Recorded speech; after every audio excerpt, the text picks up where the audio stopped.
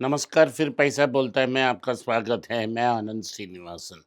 आज का मुख्य खबर ये है कि सोने के दाम में बड़ा इजाफा हुआ है। लगभग 8 ग्राम के लिए 2000 के ऊपर चला गया। अगर आप 10 ग्राम की बात कर रहे हैं, लगभग 3000 के आसपास पहुंच गया।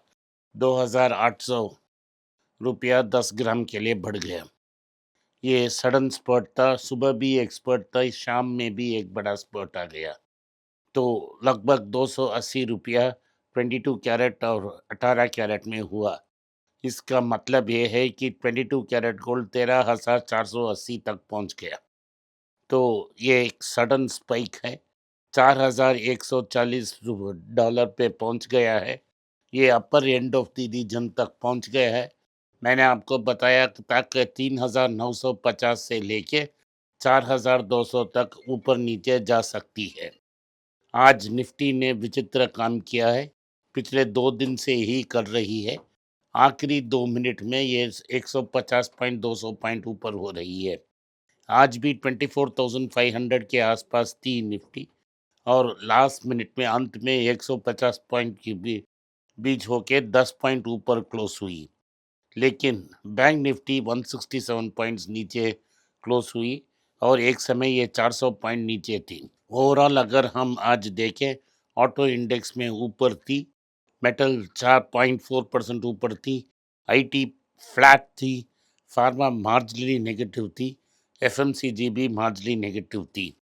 आज की मुख्य न्यूज़ में तंगमेल ने 5% बाउंस बैक की, टाटा मोटर कमर्शियल 0.9% ऊपर गई, कल्याण ज्वेलर्स 4% नीचे आई, जाइडस लाइफ साइंसेस -1.7 और सन फार्मा 1% नीचे।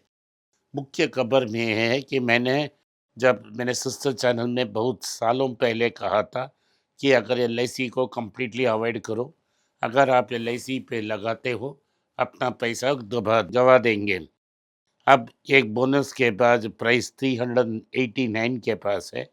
390 भी रखिए, 780 के आसपास है। 778 एक्चुअल प्राइस है। ये 18% नीचे आई है, 18% बिलो आईपीओ प्राइस। इस आईपीओ प्राइस से 18% नीचे है। क्यों नीचे है? क्योंकि एलआईसी के पास इतना प्रॉफिटेबल स्कीम्स नहीं है और सारी लाइफ इंश्योरेंस कंपनीज प्रेशर में हैं। तो आप इसको कंप्लीटली अवॉइड करें। ऑफर फॉर सेल आ रही है, प्राइस और गिर सकती है। इस कंपनी को कंप्लीटली अवॉइड करें। रिजर्व बैंक ऑफ इंडिया ने रिपो रेट को अनचेंज रखा और कहा है कि ग्रोथ प्रॉस्पेक्ट 6.7 तक हो सकती है। ये मैनिपुलेटेड ग्रोथ होगा क्योंकि इन्फ्लेशन तो 5% गवर्नमेंट ही एक्सेप्ट करती है। अगर 6.7% ग्रोथ होना चाहिए तो 12% आपका नॉमिनल ग्रोथ होना चाहिए। उतना नॉमिनल ग्रोथ नहीं होगा। एनीवे, और न्यू खबर ये है कि कल्याण ज्वेलर्स की प्रॉफिट 32% ऊपर रही। मार्जिन में प्रेशर है, लेकिन आज भी मार्केट में इसे 4% गिरवाया। क्यों गिरवाया? क्योंकि रेवेन्यू में ऊपर जाई है, लेकिन एक्चुअल नंबर्स अगर हम आप देखें तो वो नीचे आई है। और दूसरी चीज़ है, ये गुड टनेज में नीचे आई है और अब तक बुलियन सेल्स नहीं की है। उनका एक बड़ा बिजनेस बुलियन सेल से आ रही है, क्योंकि बहुत सारे यूज सेल्स एक्सचेंज प्रोग्राम में आ रही हैं, तो उनको बिलियन सेल्स करना पड़ रही है। जाइडस वेलनेस, जो जाइडस लाइफ साइंसेस की एफएमसीजी हार्म है, वहाँ सेल्स की बड़ी ग्रोथ हुई है, लेकिन ईयर ऑन ईयर प्रॉफिट तो डिक्लाइन हो गई है। जाइडस लाइफ साइंसेस को यूएस एफडीए अप्रूवल मिल गई है इमेजिंग इंजेक्शन के लिए। ये इंडोसिनामिन की इंजेक्शन है और ये अपने क्रॉप्लेक्स इंजेक्टेबल को स्ट्रेंथन कर रही है। स्टारक्राफ्ट की Q1 प्रॉफिट 64% जंप हुई है। रेवेन्यू ग्रोथ की शानदार ग्रोथ के लिए कारण ये इसीलिए ग्रो हुई है क्योंकि इस क्वार्टर में इंडक्शन स्टोव की डिमांड ऊपर गई है, क्योंकि कमर्शियल सिलेंडर नहीं थी। टीटी के प्रेस्टीज में भी इस फिनोमिनन को हमने देखा। क्या ये ग्रोथ सस्टेनेबल? वही $1 मिलियन क्वेश्चन है। भारती एयरटेल की अर्निंग्स बहुत अच्छी थी, उम्दा थी, क्योंकि उनकी डेटा कंजम्पशन और आरपू के कारण आरपू लगभग 264 में बढ़ गई है। इसके पहले 250 के आसपास है। तो मारिको की Q1 की जो प्रॉफिट्स है, ये 25% ग्रो हुई है। ये स्ट्रॉन्ग वॉल्यूम लेड ग्रोथ के कारण हो रही है। स्पेसएक्स की रेवेन्यू सर्ज हुई है, लेकिन ये स्टारलिंक के वजह से हुई है। हेवी इन्वेस्टमेंट्स भी बढ़ रहे हैं और लॉसेस भी बढ़ रहे हैं।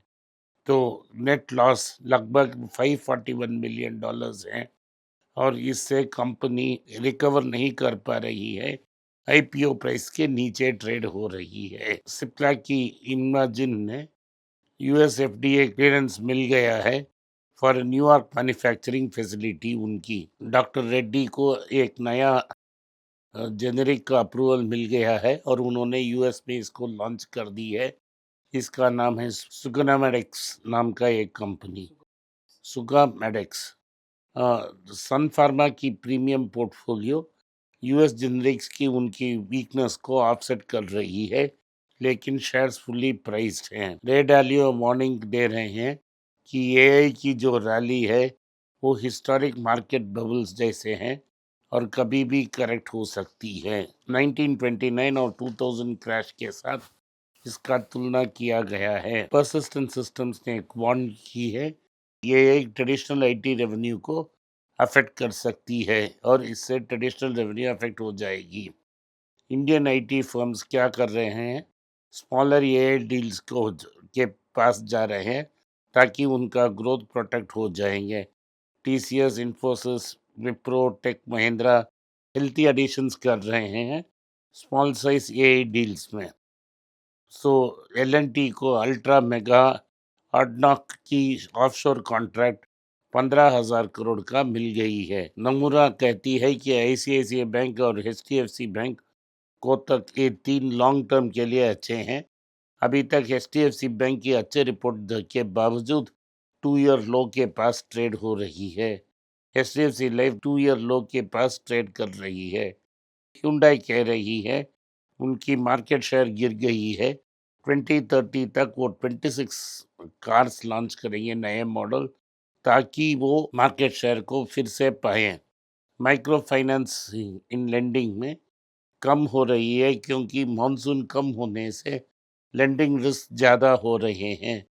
टाटा पंच दुनिया इंडिया की सबसे तेज़ 1 मिलियन कार की तरफ बढ़ रही है। अब तक के लिए वो 8 लाख गाड़ियाँ बेच चुकी हैं। उनकी माइलस्टोन 5 साल में हो गई है। इसके पहले उनका नेक्सन भी इस साल के अंत तक 1 मिलियन कार्स तक पहुंच जाएगी। आज के लिए इतना ही। आपने इस पॉडकास्ट को सुना, इसके लिए आपका आभार हूँ। हो सके तो वीडियो को लाइक कीजिए, चैनल को सब्सक्राइब कीजिए और बेल नोटिफिकेशन दबाएं। इस वीडियो को अपने दोस्त और रिश्तेदार के पास भेजें और उन्हें देखने की आग्रह करें। नमस्कार, धन्यवाद, जय हिंद। अगर आप मुझसे संपर्क करना चाहते हैं, नीचे दिए गए ईमेल में मेल भेजें। मेरी टीम आपके साथ संपर्क करेगी और मदद भी करेगी।